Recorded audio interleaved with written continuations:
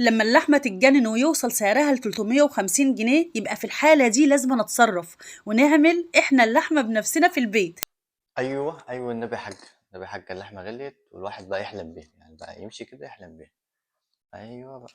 ايوه، ثانيه واحده، ثانيه، اثبتي اثبتي اثبتي يا حاج.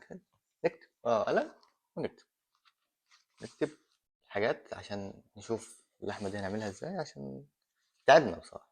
احنا تعبنا. هنشوف اللحمه بتعمل ازاي. ربنا كتبنا مسالك يا حاج. اتفضلي يا حاج، انطلقي. معايا كيلو من الدقيق لجميع الأغراض، أهم حاجة يكون مادة الجلوتين فيه عالية جدا جدا لأن ده اللي أنا هشتغل عليه النهاردة. كيلو دقيق مش مشكله، بقى ساقه من امي. تمام. يكون في ايه يا حاجه؟ يكون في مين؟ يعني هو ده عارفه ازاي ده بقى؟ ما اعرفش حاجه والله غير دي اللي امي بتاعي تخبز بيه. هو ايه اجيبه من الصيدليه ده يا حاجه يعني، ولا انا اجيبه منين؟ كملي يا حاج، كملي بنفس الحاجه، كملي. هنضيف عليه 350 ملي من المية الفترة. 350 مللي من ميه الفجر ايه يا حاجه؟ لا تاني معلش عشان ما خدتش بالي. من المية الفترة، وهنعجن شوية بشوية كده لحد ما المية كلها تخلص والعجينة بتاعتي ما يبقاش فيه دقيق خالص وتبقى عجينة متماسكة. هنديها سنة لون أحمر غذائي، ده اختياري بسيط. تمام. لون احمر ده نجيبه منين ده بقى؟ مش مشكله، سواء من على حلم ده سلبي بتوع الاقتصاد المنزلي. هيبقى هنسرق الدقيق من امي، وهنسرق اللون الاحمر من العيال. اتفضلي يا حاج، كملي معاك.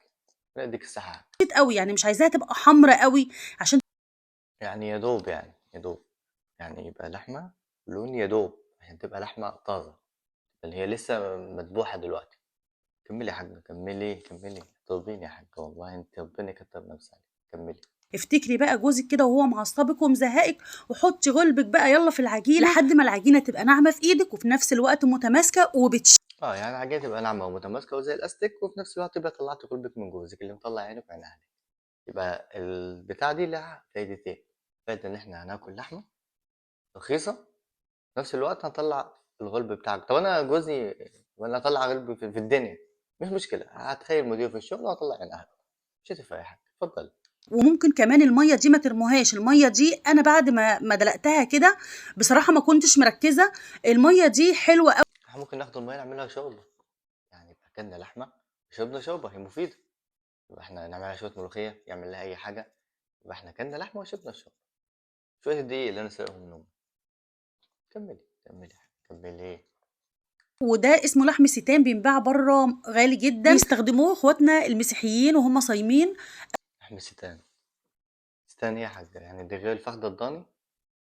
لا، العجالي. يعني دي غير الفخده والموزه، يعني دي لحم ستان. هو ده احنا هنلبسها ولا هناكلها يا حاجه؟ بتتباع بقى فين يا حاجه؟ بتتباع بقى فين؟ انا بقى بقالي 3 سنين ما سمعتش لحم ستان. وادي كمان سجل عندك الحاجه وحده وطنيه، يعني كده الحاجه بتوفر لي لحمه، وهناخد الميه نعمل بيها شوربه، وكمان بتاع وحده وطنيه. انت مثال للمواطنه الشريفه يا حاج، والله العظيم. اتفضلي يا حاج، اتفضلي. قطع بصل وقرن فلفل اخضر كده زي ما انتم شايفين ونحط عليه شويه زيت كده ونقلبه لحد ما شويه تحابيش بقى عشان ايه الحكايه تظبط. شويه تحابيش بقى وبصل. الحاجه بتطبخ بدماغ. الحاجه بتطبخ بدماغ يا جدعان.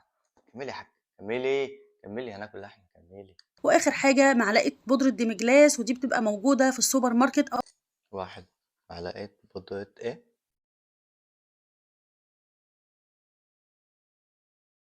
ده انا واحد راجل اقولها له ازاي يعني؟ دي انا راح اطلبها ازاي اصلا يعني؟ دي راح اشتريها ازاي؟ راح راجل اقول له عايز بودره ايه يا حاجه؟ يا حاجه، ما انا كنت بحترمك من اول الفيديو، عمال لك يا حاجه يا حاجه يا حاجه يا حاجه. في ايه يا حاجه؟ مش كده يعني، مش كده يعني.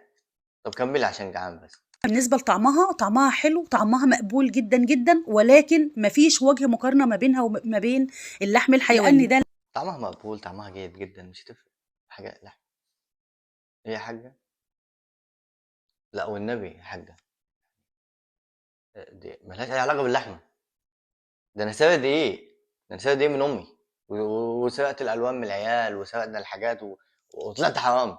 ده انا بقيت حرام يا حاجه. في الاخر تطلع ملهاش علاقه باللحمه. يا حاجه حسبي الله ونعم الوكيل يا حاجه، والله حسبي الله. اعمل ايه بس يا حاجه؟ انا راح اكل جبنه يا حاجه. شد الجوانة محمد وادعي لي ربنا ياخدني. والنبي يا محمد ادعي لي ربنا ياخدنا محمد. اصل انا ماليش في الانتحار والله العظيم.